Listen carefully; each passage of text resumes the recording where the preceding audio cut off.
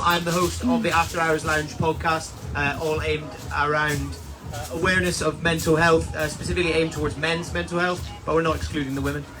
It's something that affects all of us and is hugely important. And I'm really excited to be sat here with these guys, my new friends from the Sons of Anxiety.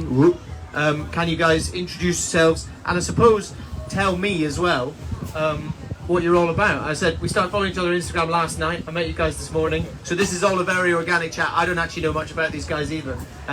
So who shall I pass it to? One or the other? You take it off, mate. Hey Sandy, thank you very much.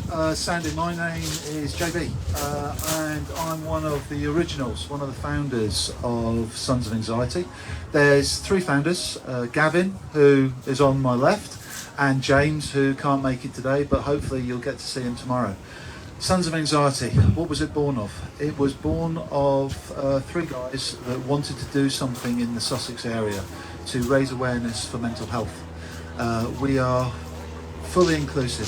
It's not men's mental health, it's mental health. We've decided to do it in Sussex because we want to raise awareness for the struggles that everybody's having on a day-to-day basis. We don't want to label it, but we know that everybody's struggling and we want to shine a light into the dark corners of mental health. All three of us have had some sort of mental health crisis, and we have taken those experiences and we've brought them into Sons of Anxiety, where we can have those conversations that are difficult, where we can share our experiences on our podcast. You can find our podcast on our website. It is 18 plus because they're difficult conversations, okay? So be aware of that because we talk about things that not a lot of people talk about. As I said, we're fully inclusive. We launched this brand, Sons of Anxiety, to raise awareness of the difficulties that everybody's got at the moment, and we're selling t-shirts to bring funds in to help local community projects in Sussex. This weekend we've partnered up with Safe in Sussex, who they're a fantastic charity looking after domestic abuse, raising awareness, and they've been so supportive. And we're also looking at the CIC Wellness Group, so we're going to be sponsoring 10 kids in the coming months, where we're basically going to be buying winter coats for them and Wellingtons so they can go out into the wilderness and enjoy what the country's got. And we all know if you take a walk in the countryside, it's going to help your mental health. Come to the beach, it's going to help your mental health. And in a nutshell, we are just so proud and humbled to be able to do what we're doing. And I couldn't be more happy to be working with this guy Gav, and James, another stalwart of what we're doing. And as I said, it's a humbling experience. It really is. I don't really know how to follow that. That's one. Yeah. Hello. Echoing a few of the things. Oh. We're losing you. Echoing a few of the things you said there, and perhaps Gav, you can speak to this a little bit. And it's something I've experienced a lot as well as a surfer, things like that. Getting on the water has been something that's really helped me. Yep. And just getting outside. Has that been something that you guys have found as well? Well, yeah. So when I hit my dark stage, and I was in a dark place, I then had an option to find a hobby in a sense, to change that habit, because in a sense it's a habit, Yeah. It's that negative dark place. It's your comfort zone after a while. You always find a comfort zone, and then you keep slipping into that comfort zone because it's easier, and then you kind of almost have to find a hobby in a sense, don't you, to stop that keep happening, and you override it with your hobby that you're doing. So in a sense, it's like a form of meditation because you're doing something you enjoy to get your mind active on something else. Well, it's like what we said earlier, when you have this like blank point. Often when you're in your comfort zone, you're not necessarily actively thinking about something, so you tend to just dwell on things you're feeling bad about, whether it's your work, relationships, anything. So if you're just sitting there thinking about that in your comfort zone, whereas, for me, whether it's going windsurfing or in the last year I got really into Brazilian Jiu-Jitsu, I go there and I say, I can't sit and think about my problems when I've got a man trying to strangle me, I can't do it. So for that hour and a half of that day, I'm doing something that just takes me out of it, and then I finish that, and it's like a new lease on life. But it doesn't have to be something as intense as jiu-jitsu or things like that. Like cooking a meal sometimes. Yeah, You know, just you a get, walk in the woods. yeah. Going out for a walk. You know, it doesn't have to be this big, intense centre point of a day. I'm going to, jiu-jitsu. I'm going to play 18 holes of golf. I'm going surfing and things. It can be something really small, and doing these tiny little things I've found have really helped me. We've got to realise that mental health is an illness. Okay? It's an illness, and it's not exclusive.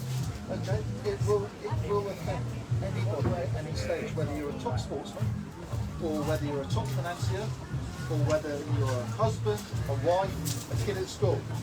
It's going to affect everybody. You know, it will not. It just won't change. The thing is, mental health needs to be on the agenda. I can't say it strongly enough. We need more support for mental health. COVID has brought this to a fore. People are starting to have these conversations. And those conversations are still being had in small dark corners. We've got to get rid of the stigma and got to bring the mental health discussion to the fore and bring it to media, radio, television. We need more and more exposure. And this is why we're here. Yeah. And wearing a t-shirt helps that. Wearing a t-shirt does help. Everyone, I think we fixed the mic. Yeah. You can't talk too close to it. Yeah, absolutely. I completely agree with that. But on the counterpoint of that, equally, the media, things like that, we're talking about mental health more than ever, yet we're still, more and more people are sad, feeling down, getting diagnosed with these problems. You know, suicide is the biggest killer of men under 45 in this country. That's a deafening statistic. I can't believe that. And I mean, if you look at it worldwide, you know, you're looking at something like 800,000, like, you know, worldwide. You know, it's just crazy numbers. It's just, there's not enough going on to support it. And this is why we created this t-shirt, right? For that reason, to share that message and make it visualise, you know, so you're visualising that struggle. And then what we've found is since people have been wearing them and walking down the thing, they've had, you know, just strangers walking up and sharing their story with them because they've seen the t-shirt and they're like, oh, you know, and then it opens that conversation, which is exactly what we wanted, you know. We wanted people to wear that t-shirt and then be able to talk about their struggle, you know, and open that stigma apart, like, you know, stop that stigma by opening that space for people to talk about that willingly, you know. I mean, Thursday night, I mean, my magical moment from Thursday at our launch party was just walking through the room and hearing loads of people sharing their stories just openly with each other, and it was like kind of like just a normal chat, and it was amazing, you know. It was like I even had a little cry when I got home over it. It was just so emotional, you know, because the whole reason why we created these t-shirts was for that to happen, and we just saw it firsthand happening on that night. It was amazing. It was brilliant. Yeah, I think it is one of those things, you know, mental health or anything, you know, humans, we're kind of wired this way where if we see one person doing something, you know, they do that thing where if one person goes and just stands there, people tend to go and just sort of start queuing behind them. You know, we do have this like almost tribal mentality, and I think that's definitely true with mental health as well. Is as soon as you know that one person in your friendship group is starting to talk about, you know, oh yeah, I struggle with this or I struggle with that, suddenly you're going to feel a lot more inclined to start going, so did I. And I did that, and I found that in my own friendship group, and this is not me kind of being a martyr and going, oh, I did it first, but when I spoke to one of my friends, suddenly I had another friend message me going, oh, I had no idea. And he told me, and I'm like, I've known this guy for 10 years and we had no idea that it was happening. You know, it is so easy. You can be at the party, sat there and chatting away, and, you know, I mean, celebrities, you see it, Robin Williams, you know, the funniest guy in the world, chatting around. Chester Bennington, the lead singer of Linkin Park, one of the coolest guys on the planet, revered by millions, yet inside he's just crumbling because he felt like he couldn't talk to anyone about it. You know, It's such a big thing, and I mean, I don't want to, you know, share your thing, but it's up to you if you want to beat it out. But that's real hot on topic of agenda, really, you know, and what we're talking about. But it's, you know, when it happens so close to you as well, you know, and it's like, and you don't see it, and it's like one of your lot, that's really tough, you know, and it's like, we're just on the topic now of one of our coming podcasts will be solely about the wives and the family of the people who have attempted to take their own life, you know, how it affects them, how it affects the background of everyone else, and you know what it does, and if the support's out there for them, you know, the families and then the wives and the children of the people who have tried to take their own life, you know, and that's what we're working on in future episodes in our podcast, you know, so it's heavy topic.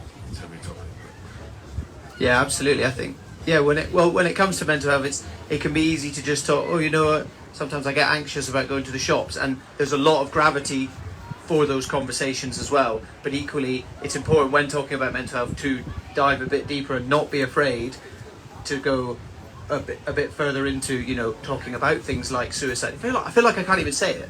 Like sitting up here, you can't even say that word. And then you say it, and you're like, well, here it comes, JB. You need to say something, don't you, mate? Wow. I have been there. I've been in the darkest of places, and on the 4th of July I tried to take my own life, and I'm on a recovery process, and Sons of Anxiety are giving me the ability to recover. I've got mental scars, I've got physical scars, and still find it very emotional to talk about today, but I've had some discussions with some people today that has allowed me that safe space to talk about what I went through. And I go through it every day. I have bad days. But mental health, and especially suicide, which is, you know, such a terrible, terrible thing, it leaves such a gap in people's lives. I've been given a second chance, and I'm taking that second chance, and I'm taking it with both hands, and I'm moving forward. I've got the support of my wife, my friends, and sorry, it's very personal, but I need to share it because I don't want people to go through that I went through, you know. And Sons of Anxiety is giving me the platform to go out and tell people there is another way. There are people out there that want to be heard. There are people out there that want to support you. And whatever we can do, if it's selling a t-shirt, doing a podcast, talking to Sandy on a beach with a beautiful view amongst friends and having that safe space, then we're going to do it. Sorry. That was beautiful. Thank you, mate. My friend said to me during my dark days at the end of 2018, and I finally broke to him, and he said, I would rather listen to you for as long as you need to than listen to someone talk about you at your funeral. And I never forgot that. And I still say it to myself when I'm having a bad day, and I'm fortunate enough to say fairly confidently that they're behind me now. But it's still, yeah, you still have bad days and things. Yeah, absolutely. You know, I have more good days than bad days. What I'm trying to do with my own story and raising awareness for the Sons of Anxiety journey is to tell people this is a strange thing I'm going to say, so bear with me. I'm a survivor. Okay, I survived a very dark time. But where's the support for my wife? Where's the support for my son? Where's the support for my family? Because they're all in trauma. Because they don't know why I did what I did. And I'm lucky here today to be here and tell my story and raise awareness and shine that light into the dark corner and say, everybody needs support, not just the person that's survived and has come out the other side and has grasped his second chance with both hands, but where's the support for the people that are here, supporting them, you know, holding their hands, you know, sitting with them in A&E and having that difficult conversation.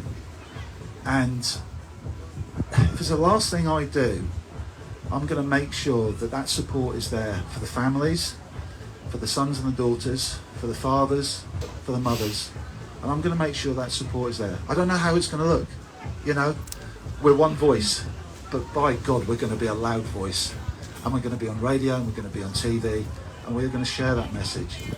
And I will share my story every single day, because I own that, and you've got to own those struggles, and you've got to embrace them, and you've got to take from that, and you've got to heal, and you've got to learn. And if I can just stop somebody doing what I did, then I'm a happy man. Absolutely. I find it so hard to follow you when you say things. I don't know, carry on. Yeah, and I think that deserves a clap for everyone. Yeah, unbelievable.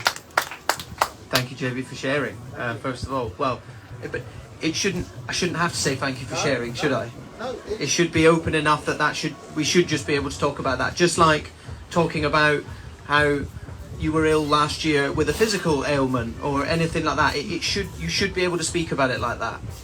absolutely. It's mental health is a tight knit. It's mental health. You know, I can't stress it enough. Mental health is an illness. You know, it's not a label. Okay? We do so much, and there's so many big charities looking after so many important things. Cancer research, British Heart Foundation, the list goes on and on and on. But there are a lot of support groups out there. I'm not going to take anything away from them, but we need to do more. You know, people are struggling, and it's going to get worse. Everybody's going to start thinking, how am I going to feed my family? How am I going to pay my bills? How am I going to heat my house? Yes, things are being done, but we need to keep having those discussions, and we need to keep putting it out there. And Sandy, you said, thanks for sharing. And you do have to have that conversation, and you do have to share, because at this time of where we are in the world, we've come out of a pandemic, and it's not just the middle-aged man that struggled, it's our kids, it's the adolescents, it's the people that have held it together for 2.5 years. What is going to be the effect in 2 years' time, 3 years' time, 4 years' time, when those poor kids that have missed out on their education and have had to do their O-levels and their A-levels, and when they move into adulthood and they've got all this emotional baggage that they've taken from COVID, who's going to be there for them? Sons of Anxiety will be there for them. We will raise awareness. If it's the last thing we do, we will raise awareness. We will shout it from the tallest buildings. We will be on radio. We will be on podcasts, and we will keep on going. We are not going to stop until every single person that wants help gets help. It's what we owe. We owe ourselves that thing, and so we've got to keep on going. And, you know, James and the crew here have been so generous in what they've done for us. They hosted our launch party on Thursday night. They allowed us to set up here and give us this airspace to talk about what we're doing and sell our t-shirts. They bought a load of t-shirts and to support us, and they know it's going to a good cause, and we're going to keep on going, and we're not going to stop. You know, you've got 3 guys that are determined, laser focused, that are going to drive. But just remember, if you haven't talked to somebody for a long time, okay, a friend, a family member, check in on them. Pick up the phone, knock on the door, ask how they're doing, but mean it. Ask that question, how are you today? And if they say, I'm okay, don't leave it there. Say, okay, I hear what you're saying, you're okay, but are you really okay? Is there anything you want to share with me? Is there anything I can do? Well, you know what? When we were at Fat Boy Slim on the beach, a guy came up to us and he said, I love your t-shirt. Oh, cheers, thanks very much. That's really nice of you to say so. And we told our story, and his bottom lip started to go. And I said, oh, give us a hug. Just give us a hug. And he's quite a short guy, I'm quite a big bloke. And I kind of smothered him, and then Tina came in and she gave him a cuddle. And you know what? He was struggling. And he's at a Fat Boy Slim concert. You know, it was a happy vibe. But he brought his baggage with him, he brought his emotions with him, and he wanted to share, and we were happy to just have a hug and talk to him. And to me, it's the best part of the day. And I've had some conversations here with people today, and my God, I'm going to take them with me tonight, and I'm going to sit and I'm going to dwell with them. I'm going to think, what can I do to help that person? What can I help to do to those people? And I'm going to welcome them in. If I can give them a hug, I'll give them a hug. If they want a hug. I don't want to invade anybody's space, but I'll give them a hug if they want one.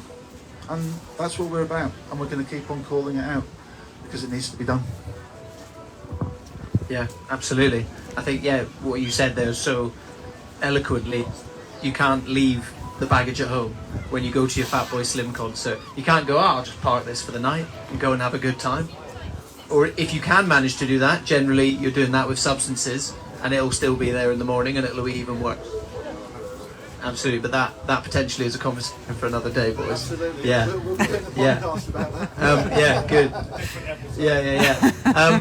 But you know, before we go, guys, hopefully give people to take something away. Have you guys, and perhaps this is a bit of a general thing to say, but what is your kind of top tip? Or, you know, my biggest thing has always been checking on your mates, and you've already said that. But what would your kind of top tip be for going away, and first step for just really taking a look at your mental health and what you could potentially do to work on it a little bit? Start with JB. Treat mental health like a cold. Okay? Everybody suffers in one way or another. Whether you're anxious about paying a bill or whether you're worried about a family member, don't be ashamed to share. Don't be ashamed to talk. As I said, you know, it's about sharing your journey. There's no stigma anymore. Get over ourselves, everybody, okay? There's no stigma. It's out there. I think you've got to keep the conversations going. And those conversations are important conversations because we all deserve a chance and we all deserve a second chance. And if I can, one thing, live through experiences, okay? Forget about materialistic things, okay? It's experiences. It's a legacy. And my legacy is going to be the memories that I make with my wife and my children. That's going to be my legacy. And that will pass on to our children and their grandchildren. And that will be our legacy. I don't care about material things. You know, I'd rather just have a hug and make sure that somebody knows that we're there for them. And that's what we're about. And that's what Sons of Anxiety are about. Where you struggle, buy a t-shirt. Leave a message on our social media. Let us know that you hear what we're saying. And if you can, share what's going on for you guys. Because if you leave it in the head, it manifests.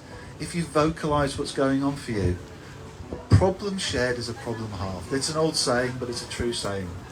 I just want everybody to just grasp life, enjoy those experiences, and make your own legacy. Because, hey, make sure your memories are good memories. Absolutely. Gav? So yeah, just pretty much echoing off of what JB said there as well, you know, and share your story, you know, talk about it, you know, don't carry it. I mean, I've got a favourite analogy with a backpacking analogy, you know, and if you imagine a backpack on your back, and that a backpack is full of stones, and each stone is an emotion, and obviously the bigger the stone, the bigger the emotion, and you know, you're carrying that around with you, you know, that gets heavy, and you need to empty that bag, otherwise, you know, before you know it, you're back and you can't carry on walking. So yeah, you know, it's emptying that backpack, and even here with the beach, it's just triggered me, like where we used to be in a real dark place and then thoughts used to keep coming back and crippling me. I used to just go down the beach and pick up a stone and use the stone as an emotion, and I'd throw the stone out to the sea to wash it away, and just do that repeatedly as a habit, just to sort of eliminate that struggle and that emotion keep coming back. And just every time I threw them stones back into the sea, it was like releasing that emotion a little bit more by more. And then I found, like, doing more podcasts and more radio shows and stuff, and sharing my story and telling people, the more and more I told people about my story, the easier it was to deal with it, because I'd unloaded it and I wasn't carrying it around in my backpack as an emotion and walking that struggle around with me, you know, and so yeah, now it's a privilege to have that as wearing it as a t-shirt and sharing that with everyone else, and like giving that space and that and opening that space for people to share their story as well, and you know, giving people a safe space to share their story is huge, you know, and it's like that's what Sons of Anxiety is all about, you know. So we're so humble and proud of each other, and we all just bounce off each other like we're a pinball machine. It's just amazing, you know. The passion and the drive and the excitement for it all is why we're not going to stop, you know. Like JB says, we're going to shout this message from the tallest rooftop. We've actually already bought harnesses for the top of the Shard so we can climb up there Sunday afternoon and shout a few banners off. We might get arrested, but hey ho, it'd be fun and experience at the same time, you know. But yeah, you know, just follow our stuff on social media and our website and stuff, you know, stories. podcasts that we're doing, radio shows that we're doing, and you know you'll see it grow, and the tribe will get bigger and bigger and bigger by the month, you know, and it just anyone that's part of that tribe, it's, you know, we're very grateful for everyone that comes along the journey with us, you know. It's very heartwarming to us, as you can tell, and we're really passionate about it. So yeah, you know, come and join the tribe and be part of it all. It'll be good fun. So yeah, sonsofanxiety.co.uk. And yeah, thanks very much. Beautiful. Yeah, let's wrap it up there, guys. Thank you so much for sharing stories. Yeah. Thank you guys for listening. Hope you guys got something out of that. Yeah, make sure you guys give these guys a follow. As I said, I'm a bit late to the party. I followed them last night, but I feel like I'm part of the tribe now. Yeah. All right, guys. Yeah, thank you very much. Stay tuned. I think 10 minutes. Yeah, that's cool. Yeah, 10-15 minutes, and then we will be doing a live chat with Mr. Lewis Cranthorne himself. Thank you. Thank you.